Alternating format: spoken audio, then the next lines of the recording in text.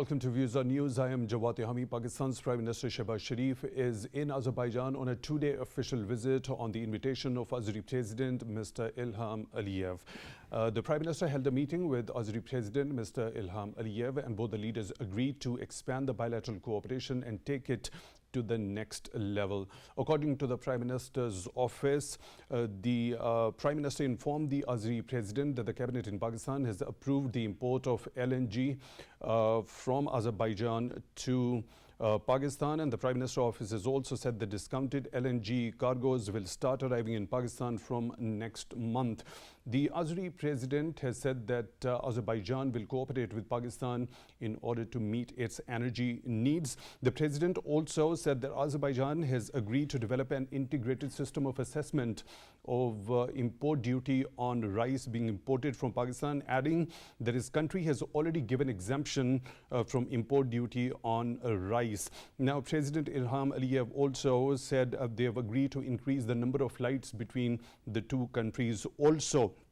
Now, the Prime Minister addressed the joint press along with the President, also said that during the wonderful discussion, there was a total unanimity of views on various bilateral and multilateral issues, as the bilateral relationship was based on mutual trust and sincerity of purpose.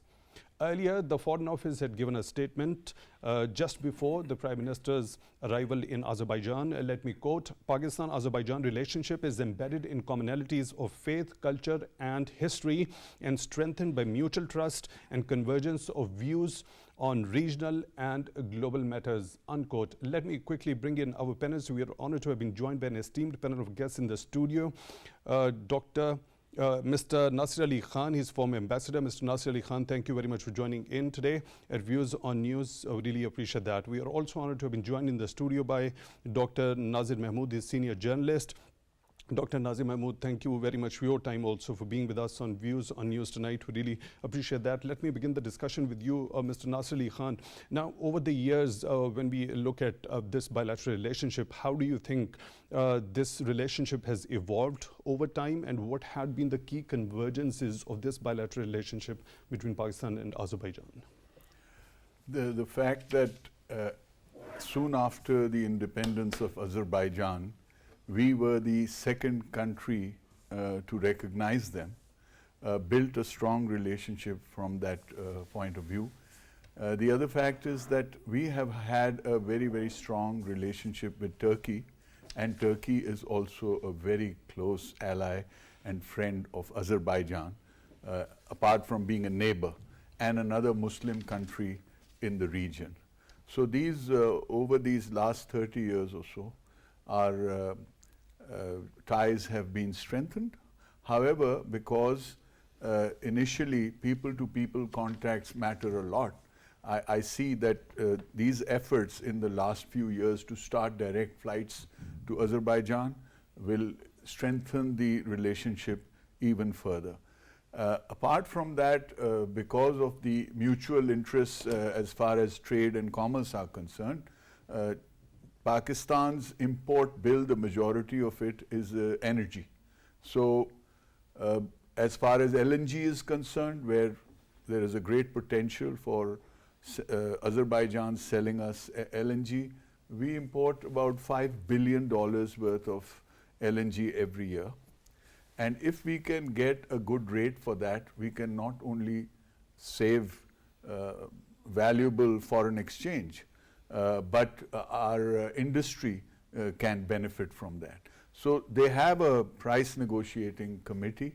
In this case, they will have an organization which is a semi-government organization, the Pakistan LNG terminal company, which is going to be importing it, but at the same time a price negotiating committee will be overseeing this along with the ECC. And as a result, I'm hopeful that, you know, trade and our energy bills will reduce. Okay, Dr. Naazir Mahmood, what's your understanding? What have been the key convergences of this bilateral relationship between Pakistan and Azerbaijan over the number of years, and how do you think this relationship has evolved? What future potential do you see in this bilateral relationship? Well, Azerbaijan is an important country in that region, and it was one of the countries that became independent in 1991 from the Soviet Union, one of the 15 former Soviet republics. So, but right from the very beginning, this was good on Pakistan's part that it was one of the first countries to recognize Azerbaijan. So, that created an immediate goodwill.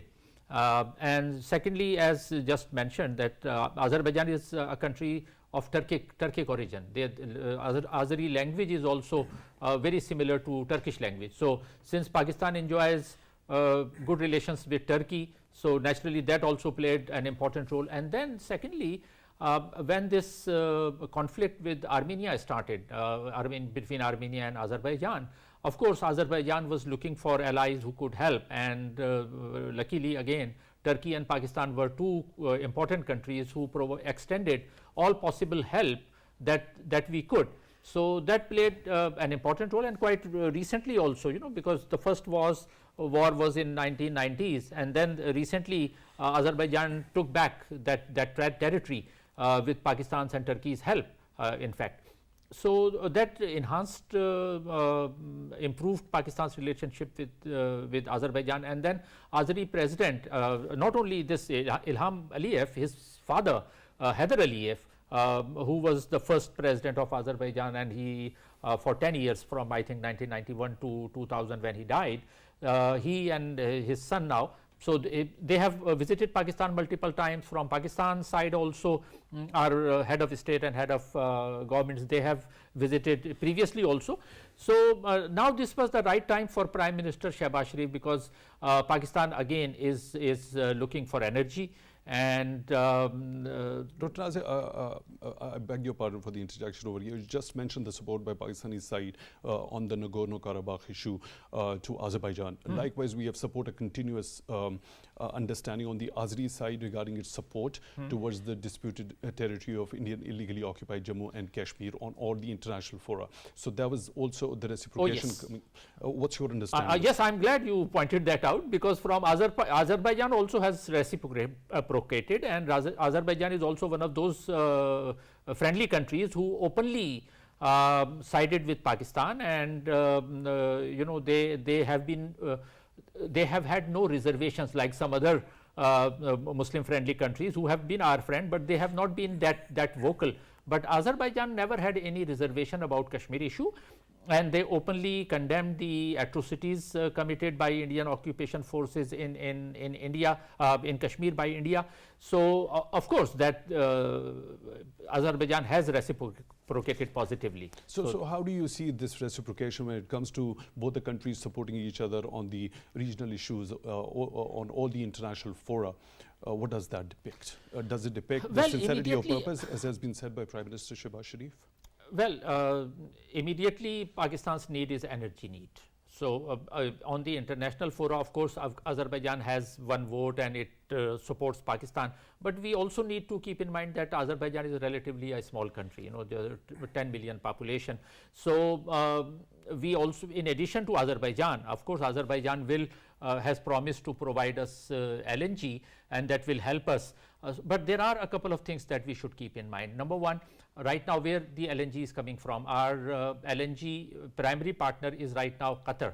But because of high prices of LNG for the past 1 year, LNG front is quiet, So, because the prices were very high, so much so that the price reached $70 per MBTU. MBTU is million British thermal unit. So, that was very high. Now recently it has gone down. So, in addition to Qatar, we have an additional partner, additional source of energy from Azerbaijan. But Azerbaijan is a landlocked country, and that Qatar is closer. From Gulf, it is much easier to bring LNG from Qatar. But from Azerbaijan, now it still remains to be seen how it will work, because Azerbaijan does not have access to sea. On the other side, to Mediterranean, they have Armenia, which is not a friendly country. Then there are Caucasus mountains. So, probably that LNG will go up to Russia, and from Russia to Black Sea. Now, Russian oil comes from either St. Petersburg port or from Black Sea port. So, this has to be seen. So I don't think that, though I think it's a very positive development and we should look forward to LNG supplies, but I think there are a couple of other things that need to be worked out, how it will be, because it will be costly then. Right, I'll take your detailed view on that particular thing later in the show. Mr. Nasir Khan, the support by Pakistani side when it came to the Nagorno-Karabakh issue, the confrontation with Armenia of Azerbaijan and Azerbaijan's support of Pakistan regarding the Kashmir dispute. Does it depict the sincerity of purpose, the strong brotherly ties between the two countries at international fora? First of all, I'd like to point out that our support for Azerbaijan is also supported by several United Nations resolutions. So we are not doing something that may be extraordinary or against international law in some ways.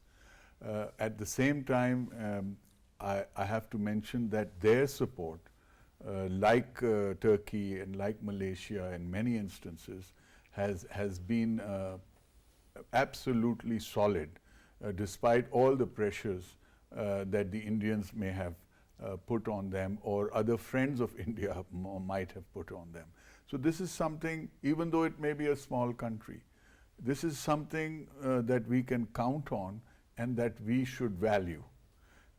Apart from that, as I said, once we have more people-to-people contact, I'm very glad to know that they're starting these direct flights to Karachi and Islamabad. Not only will it promote tourism both ways, Pakistanis who have visited Baku or Azerbaijan have come back with very positive feelings, and it's great value for money. And so, they are very comfortable there. And I'm sure if more Azeris start to come to Pakistan and they find an Islamic culture, but along with that, some beautiful places that they will be able to visit. So this will create definitely stronger bonds, not to mention greater trade potential.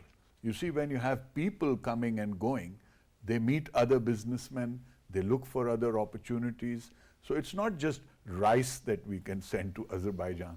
There may be so many different products. It's just a question of once this opens up, once there's greater contact and there's better access, you don't have to fly to Dubai to go to Baku or something, it'll make a huge difference, you see. Right, Dr. Nazir, your understanding regarding the operation of the direct flights between Azerbaijan and Pakistan? I think it's a very positive step.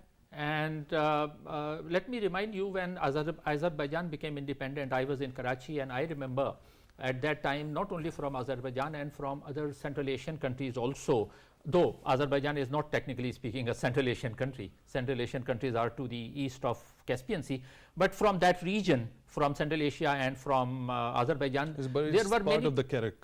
It's part of the Karek and the Central Asian republics. No. It's not, geographically speaking, it is not part of Central Asia. Central Asia is to the east of Caspian Sea. To the west of Caspian Sea, there are three countries, as I mentioned: Armenia, Azerbaijan, and Georgia.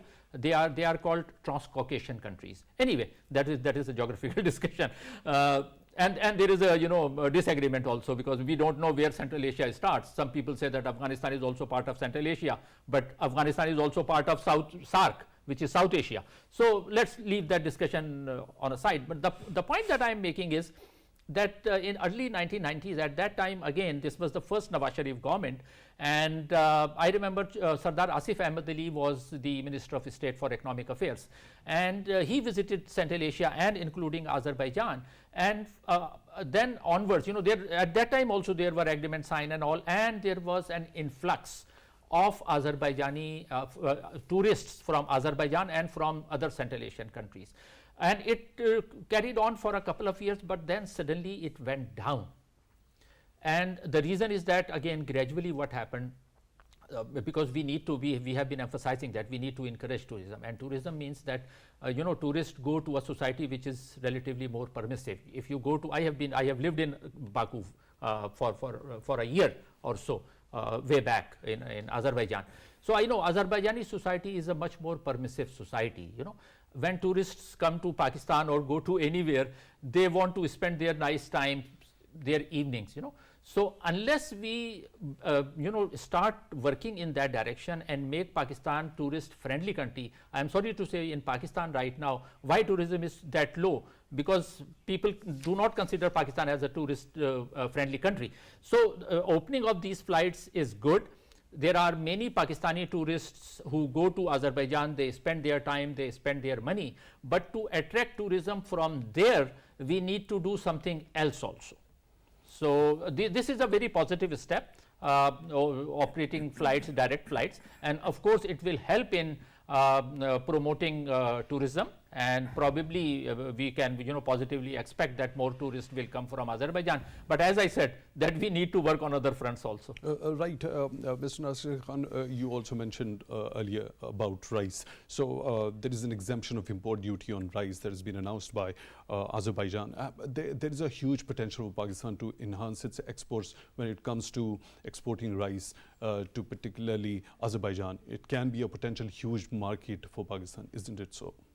Yes, absolutely. But the thing is, you see, rice is one commodity that is not so much regulated by the government. And personally, I feel that is one of the reasons that our rice exports continue to grow. But then again, as was mentioned, the population of Azerbaijan is small, and therefore there is a certain limit to how much rice you can send there. The other positive thing that I can see here in this engagement of the Prime Minister and with Mr. Ilham Aliyev is that they have spoken about possible investments in the solar energy field. So, anybody who can provide investments there in energy would be very welcome here. Unfortunately, our energy bill is the majority of our import bill. And the sad part is that Pakistan has such a tremendous potential in hydroelectric power that still remains to be realized to its full extent. And at the same time, we are one of the countries which has more sunlight than most other countries. Do you think we can tap that very potential? The Azeris have got that very expertise? Yes, the discussion has, yes. They have made this discussion in this very meeting. Right. So, any such investment which uses local resources, whether it's wind, whether it's solar, whether it's hydroelectric, saves valuable foreign exchange. So that is something which I'm very glad about. There is a tremendous potential, and as you increase your solar power infrastructure, then you will be able to shut down some of your plants or divert some of the thermal energy elsewhere. And that will again save foreign exchange, because we are spending more than $17 billion a year in importing oil just for our energy needs, just for our power plants. And if you go back a few decades, like 4 decades, you'll notice that the majority of the power we generated was through hydroelectric power, and less was through thermal resources. Today it's the opposite, it's the other way around, and it's a real pity because we still have so much potential to develop, not only in large dams, but in hundreds of run-of-the-river projects. So this potential has been identified, it just needs to be realized. Right, Dr. Nazir Mahmood, the solarization drive of the incumbent government over here in Pakistan, is there any huge potential when it comes to the bilateral cooperation on this particular front between Azerbaijan and Pakistan? Well, solar energy, again, we need to see solar energy essentially depends on solar panels. And at the moment, as far as I know, solar panels are coming essentially from China and Germany and European countries. I am not sure how much solar panel technology is developed in Azerbaijan and how much Azerbaijan will be able to help Pakistan in that. But definitely that is an area to explore, and if Azerbaijan can help Pakistan, that is definitely a positive sign. And again, Pakistan is 240 million people. Azerbaijan is 10 million people. And if you look at the export side also, Pakistan, for the past 50 years, our exports are revolving around what? knitwear, bed linen, clothing, ready-made garments, and rice. Now, I mean, whether be it Azerbaijan or Central Asia or any other country, we need to develop our export potential. We need to go beyond our traditional, because even that traditional market of cotton-based products, textile products, that is also being taken by countries like Vietnam and Bangladesh. Why that is happening? Because we have not been competitive. As rightly mentioned, and why we are not competitive? Because of high production costs. Of course, energy is an issue. Uninterrupted, we don't have uninterrupted energy supply for our industries. Gas supply is an issue. So there are so many things that we need to work on to improve our export potential. So signing of the agreements is good. With Azerbaijan also, signing of the agreement is good. It should be encouraged. It should be appreciated. But even more than that, what I see, you talked about the incumbent government. Now, the best thing that incumbent government has done is to improve relations with all those countries which were damaged during the previous government. This I must point out, because not only with Azerbaijan, with the Middle Eastern countries, Gulf countries, with China, with US. Now, present government led by Prime Minister Shehbaz Sharif and supported by two very able ministers, Bilawal Bhutto and Hina Rabbani Khar. This team, I think, has worked wonders on the international, foreign relations front. They have been able to normalize foreign relations, and they have been able to reduce and to a great extent eradicate the damage that was done. So I think that must be appreciated. But again, I will come back to my point that signing of agreement is just the first step. Second step is to see how those things that we put on paper will be materialized. So still there is a lot of things. So what sort of impact do you think this exemption of import duty on rice is going to have on Pakistan's exports regarding this particular commodity? Well, from any country, if tariff is reduced, there is an enhanced trading potential. So hopefully Pakistan will be able to export more rice to Azerbaijan. But again, Azerbaijan is the size of population wise less than Karachi, half of Karachi. Karachi is 20 million, Azerbaijan is 10 million. So of course that is positive, that will help us, but the amount of rice that will be exporting will not have a major impact on our export potential. It will have a slight impact. Right. We are joined by another participant in this show, Dr. Khaqan Najib, his former advisor, Ministry of Finance. Dr. Khaqan, thank you very much for joining in at Views on News tonight. We really appreciate that. How do you see this particular agreement regarding the approval of the ECC of the import of LNG from Azerbaijan in particular? Pakistan's energy needs are expanding. LNG is an ingredient that goes into power sector, that goes into the production we do on the textile made-ups. And we are short on gas. You can understand that our need in winter goes up anywhere between 7 to 8,000 mmCFD. Our local production is nearly 3,200, and even sometimes it falls to around 3,000 mmCFD. LNG is the way we kind of bridge this gap, and has been an expensive buy in the last commodity super cycle, but the prices are again coming down. Also remember that we do have around 8 long-term contracts, and I've always said long-term contracts of these 15 years are a good norm for Pakistan. They're something that gives stability. So the approval to get one more cargo from Azerbaijan is a welcome step, though our need is even more. But this, you also know, we did the Russian oil import. All these things are ways that we still are dependent on fossil fuels which are imported. But if we can move to reduction in price and more stability in supply, it's a good move for Pakistan. So I am happy to note that this. So these steps, do you think they are going to give a considerable respite to Pakistan in meeting its energy demand, when given on discounted rates especially? I mean, of course, the real respite would come where we can fill the bigger gaps in the gas sector. The textile industry is always looking for gas. So bit by bit, we move towards that. But of course, the quantity of 100 mmcfd or one cargo is, one cargo. We overall need about, I think, to pick up somewhere between 15 and 20 cargoes, and that would probably give a comfortable situation, as I would think about it. But doing 10, 11 cargoes and extending our cargo reach is a welcome step. Always remember that energy is the main ingredient which is going to run Pakistan's industry. And LNG has been thought to be a cheaper way to do it.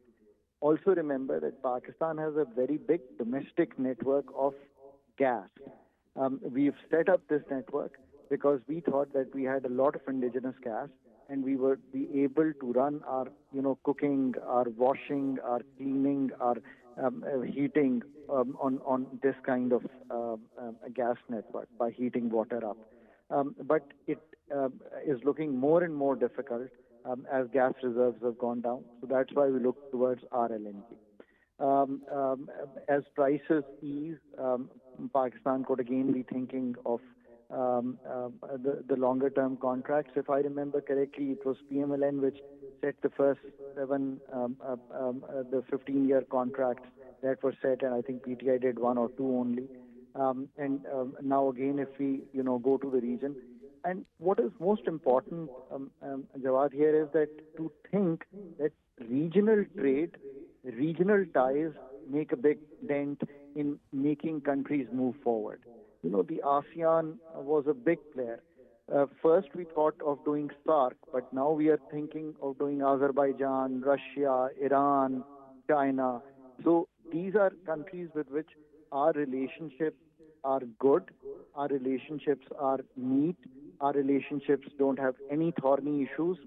So, I mean, trade with them, if we can sell rice and, get some thing from them, though these are small countries, as rightly the participant said earlier. But regional trade for me is an important ingredient if we have to move forward. It's cheaper in transportation and it's more accessible for people. And our region is rich in these gases and the oil that we are getting from Russia. And our products are also needed there, like rice, like leather, like cloth, like maybe, livestock. These are things that, we could also do. Of course, we have to improve our productivity, our productive capacity of the agriculture sector so that we could do much more. But then doing barter also helps. It saves dollars. And here I'd like to mention something very specific on the Russian deal, because this is, I see this as a whole agenda to move to get regional trade going. That this was, done in yuan. So it also does not put pressure on the dollar reserves. And the swap agreement we have with China, which I think we've had since December 2011, came in handy, and maybe that could be extended for longer term if other things can also be made available without pressure on our dollar reserves, which you all know have been consistently under pressure because of the various factors, including the IMF deal and so forth. Right. Dr. Hakan, very quickly, you just mentioned rice. So there is an exemption of import duty on rice that would be imported to Azerbaijan from Pakistan. What's your understanding of that? Whenever a country gives you an exemption on duties, that helps you to be better priced in their market. I am not sure what the quantities are. So let's see what kind of quantities are needed in Azerbaijan. But whatever the quantity is, rice we can always talk of bad examples in Pakistan, but rice is a market that we have been able to capture, in the Middle East, abroad, in the US, in Europe, because we deregulated this market. This is very, very important for our viewers to understand. We don't do any price setting at the part of the government as we do in the sugarcane or other crops. We don't hold rice in any of the government arenas, but we have kind of deregulated this market and let the market forces work. And that's why you never hear of shortage of rice in Pakistan, or you never hear that, rice export is not happening. You go to Dubai, Pakistani rice is sold as one of the top rice products there. And having another market, our rice productivity has also improved and is slightly better than our other crops, though still there's a long way to go to catch up to the world's best. But Right. Dr. Hakan Najib, former advisor, Minister of Finance, thank you very much for being with us on the phone line. We really appreciate that. Mr. Nasir Khan, Dr. Hakan Najib mentioned a very important area, the regional trade. Now, that comes under the ambit of regional connectivity. We've seen Pakistan being carrying out the CPAC, one of the flagship projects of One Belt and One Road, or the BRI. So do you think there is a potential for Azeris to gain any benefit from this by getting integrated into this BRI? As far as the BRI is concerned, I think every nation that may be involved in it stands to benefit from it. But as far as regional trade vis-a-vis Pakistan is concerned, I think we forget to mention the importance of trade with Iran, the importance of better relations with Iran. Today, the Saudis are opening up to Iran, they're coming close to Iran. Why is it that Pakistan cannot do that? We all have to protect our own interests. As far as LNG or gas is concerned, there is tremendous potential to get much cheaper gas from Iran. And all the sanctions, despite all the sanctions, India and China have both been buying oil and gas from Iran. So as far as the foreign policy initiatives are concerned, I think Pakistan's Foreign Office ought to look towards Iran and talk to them about what can be done vis-a-vis the much needed gas. I don't think any other country is in such a crisis. There's been and we must get a waiver. Line from Iran. There is, yes, the Iran-Pakistan pipeline. In fact, initially was the Iran-Pakistan-India pipeline. India can also benefit from it. Not to mention that Pakistan can make hundreds of millions of dollars in transit fees if this were to come about. But it has to be a foreign office initiative, and we must look others in the eye and say, when India can benefit from this, Saudi Arabia can, China can, why is it that we are in dire straits and we don't have the courage to start an initiative in dealing with Iran? They have a pipeline. Rather than compressing and then decompressing, you connect directly to our infrastructure over here. So that's one point. The other point I'd just like to make is, as far as my mention of the solar energy was concerned, I'm not trying to say that they're going to export solar panels to us. The discussion that has taken place in this visit is about Azeri companies investing in solar energy. So we have a policy, an energy policy, and we offer certain incentives, certain returns on your equity, and we would like to attract foreign direct investment. So those Azeris who have the appetite to invest in Pakistan and have the technical know-how and have the financial resources, we would welcome their investment in Pakistan. Right, Dr. Nazir, your understanding, as Mr. Nasir Khan has said, that it is about attracting the foreign direct investment when it comes to the solar energy cooperation between the two countries. Yes, I think that should be encouraged, and if that happens, that nothing like that. Pakistan is a country which desperately needs foreign investment from anywhere. if it comes.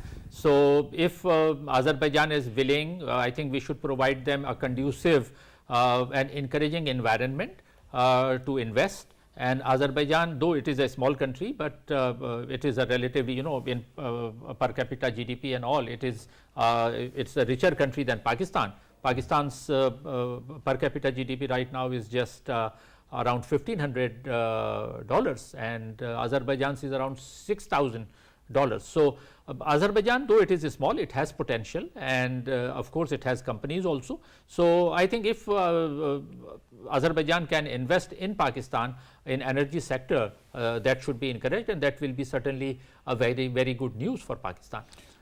Right. When we talk about the skilled workforce, it happens to be the fuel for any economy. What key areas do you identify that Pakistan should train its workforce that could contribute, that could go over there in Azerbaijan and contribute to Azeri economy, and that would automatically give a return to Pakistan also? Well, in Azerbaijan, mostly their industry is also oil based. They have offshore the Caspian Sea, though Caspian Sea itself is a landlocked sea, but they have huge potential, and they have institutes and oil related industry is there. So, in terms of skilled labor, of course, not only in Azerbaijan, other countries also, for example, Japan.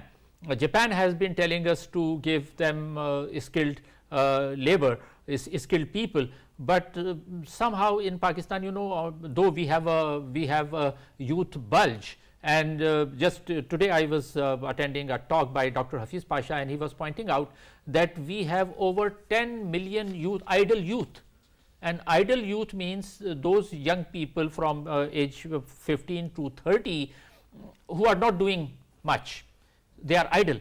So, these are the people, your question that what should we do? I think we should put them like what China has done. But what is the success secret behind China's success? They have put their people to work, and to work before that they trained them, they gave them proper education, and once you have that skilled and educated and qualified workforce, they can go anywhere, including Azerbaijan or Japan or Central Asia. All these need Kazakhstan, for example. So specifically talking about Azerbaijan, in what areas can the Pakistani youth contribute in? Well, Azerbaijan, as I said, that is a small country. So, they need they will be needing workers in oil industries and all, but other than that, it's again the market is limited there. So, of course, we should encourage our people to go and work there. For example, in skilled labor and hospitality industry, there are so many hotels where they need trained people to work. Construction industry is booming. There is a lot of construction going on in Azerbaijan. So, construction workers, engineers, things like that. But in that again, we should look at other Central Asian countries also, especially Kazakhstan. Right, Mr. Nasir Khan, the skilled workforce, what key areas can you identify that can go over there and contribute in? You see, whenever you want to target a region where potentially our workforce can go and contribute in some way, it's very important to first study what their requirements are, and then to train personnel, train labor to international standards. Now, this is something very, very important. Not only do we need to give them the skills to do the work that may be required wherever there is a shortage. Just to give you a small example, if there is a certain industry like the oil industry, we need to first see where the shortage of oil workers in which part of that industry you have, and then we need to train our workers to international standards, certified standards. And then not only that, but we need to train them, or at least brief them about the culture that they are going to encounter when they go there. So, if you take the example of Philippines, where they have huge numbers of labor of all sorts, skilled and semi-skilled, going abroad, they have an incredible program of first identifying the needs in certain countries, then training their people, and then educating them on the cultural pitfalls that they might encounter. So there is this tremendous potential simply because we have so many youth, and our labor force is obviously one of the cheapest now, cheapest in the world. So as long as they get enough income to be able to live in these countries a decent life, as well as have some surplus to send back to Pakistan, that is a win-win situation. You can't just send people over willy-nilly and then they go and look for jobs or get exploited or do something that they weren't supposed to be doing over there. Exactly. So this is something that has to be done in a very organized manner. The first thing is to study the market. Secondly is to train people to international standards like ISO standards of training, you know, and then send these people out. Right. You earlier mentioned the people-to-people contacts. So how important the educational exchange or the students from Pakistan going to Azerbaijan or students coming from Azerbaijan to Pakistan plays in this particular regard in order to strengthen that bond among the people? Yes, absolutely. But as far as Pakistan is concerned, there are certain kind of premier institutions that we have, like we have LUMS, like we have GIK, like we have the international, I mean the Business Administration School, the Institute of IBA in Karachi. These are the places where we should keep seats for such people, so that when they come, they can see that there is real benefit in doing that. As far as Pakistani students going there is concerned, I'm not sure whether they have English medium education or they do it in their local language. You have mostly Russian, yes. Yeah, mostly so Russian. that may be a little bit of a hurdle, a little bit of a roadblock to people being trained over there. But when you require physical skills, you know, there is a job to be done. I think we can train them here and we can send them over. Right, Dr. Nasir, the Azeri president said that we have 750 students for Pakistan studying in our university. So how important is the educational exchange of students between the two countries in order to strengthen the bond between the two countries when it comes to the people-to-people contacts? Well, Pakistan has potential and we need to promote our good educational institutions, just like where Nasir Saab just pointed out. There again, I would remind, there was a time I remember when we were at school and college in 1970s, there were people from Arab countries used to come to Pakistan at Karachi University, Punjab University. You know, I knew people from Arab countries because Pakistan had this advantage of English language, English education. But you know, from 1980 onwards, when General Zia-ul-Haq pushed Pakistan into that Afghan war and we got somehow associated with, you know, troubles in the region, people stopped coming. So now if you compare, there is only a minuscule percentage of people from Muslim countries. Otherwise there are 55 Muslim countries, and just imagine how many, you know, hundreds of thousands of students could have come to Pakistan. So similarly from Azerbaijan also, if we want people to come, business management is an area that we can promote. Engineering is an area that we have some very good engineering universities here in Pakistan. But for that also we need to improve our soft image also. Pakistan needs to be projected as a peaceful country. We have been obsessed with our security issues. We have been obsessed with Kashmir issue. Wherever we go talk about Kashmir, what will you do for Kashmir, and people get irritated, you know. We should start looking beyond security issues and beyond Kashmir. But sensitizing the people around the world regarding Kashmir dispute is well, very important. Well, if we keep doing this, Dr. Naazir Mahmood, senior journalist, thank you very much for being with us. I have to end the show over here. Mr. Nasir Ali Khan, former ambassador, thank you very much for your time, also for being with us on Views on News Tonight. Really appreciate that. With that, we come to the end of today's show. Thank you for watching.